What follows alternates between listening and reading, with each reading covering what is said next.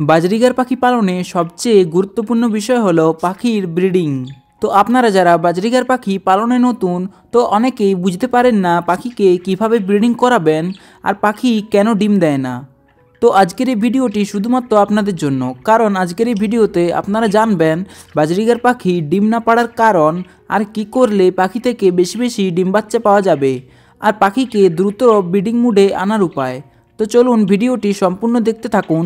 তার আগে আমার এই চ্যানেলে যারা নতুন এসেছেন অতি অবশ্যই একটু সাবস্ক্রাইব করবেন, কারণ আপনাদের একটা সাবস্ক্রাইব আমাকে ভিডিও বানাবার জন্য অনেকটাই মোটিভেট করে।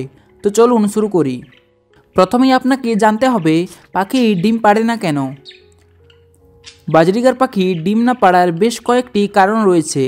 প্রথম যে কারণটা সেটা হলো পাখি যদি আপনার পোষমানা হয় বা টেম হয়, তাহলে সে পাখি সহজে ব্রিডিং করবে না।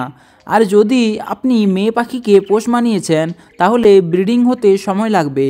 আর যদি কোনো মেল বা পুরুষ পাখিকে পোষ মানিয়েছেন, তাহলে সেক্ষেত্রে পাখি ব্রিডিং করবে। তাই পাখিকে ব্রিডিং করানোর আগে সঠিকভাবে জোড়া দিতে হবে।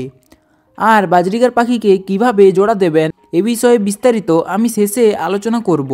তার আগে কারণগুলো জানা খুবই গুরুত্বপূর্ণ। দ্বিতীয় যে কারণটা সেটা হলো খাঁচার সঠিক মাপ। বাজরিগার পাখি খাঁচার সাইজ ঠিকঠাক না হলে ব্রিডিং করেই না। তো পাখি ডিম বাচ্চা করার জন্য আপনাকে আগে একটা সঠিক মাপের খাঁচা নির্বাচন করতে হবে। একজোড়া বাজরিগারের জন্য খাঁচার সর্বনিম্ন মাপ হলো 18 ইঞ্চি বাই 12 ইঞ্চি। আপনি এই মাপের খাঁচায় একজোড়া পাখি রাখতে পারেন। আর এর থেকেও বড় সাইজের খাঁচা হলে বেটার হয়, কারণ যত বড় সাইজের খাঁচা হবে তত পাখি উড়তে পারবে আর মিটিং করতে সুবিধা হবে। 3 নম্বর যে কারণটা সেটা হলো সঠিক পরিবেশ। বাজরিগার পাখি সহ যে কোনো পাখির ব্রিডিংয়ের জন্যই সবচেয়ে গুরুত্বপূর্ণ যে বিষয়টা লক্ষণীয় সেটা হলো ব্রিডিংয়ের জন্য উপযুক্ত পরিবেশ। পাখিকে এমন স্থানে রাখতে হবে যেখানে মানুষের যাতায়াত কম, শিকারী প্রাণী যেমন বিড়াল, ইঁদুর এদের যাতায়াত কম। এক কথায় কোনো নিরিবিলি পরিবেশে পাখিকে রাখবেন। এতে করে পাখি প্রাইভেসিতে থাকবে আর দ্রুত ডিম পাড়বে।